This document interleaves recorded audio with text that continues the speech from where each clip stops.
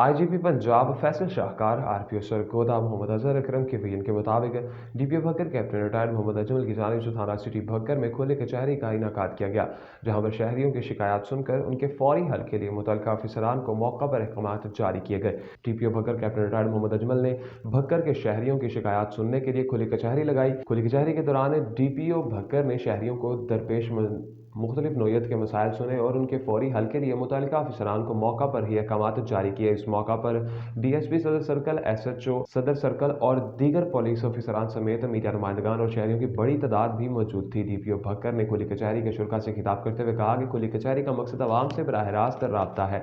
शहरी अपने मसाइल और शिकायत बिला झिझक मुझे बता सकते हैं। खुली कचहरी के दौरान जारी किए गए अहकाम का फीडबैक शिकायत के अजाला तक मैं मुतल्लिका पुलिस अफसरान से बजाते खुद लेता रहूंगा। इसके अलावा भी मेरे दरवाजे आपके लिए हर वक्त खुले हैं। पुलिस अफसरान अपनी कारकर्दगी में बेहतरी लाएं।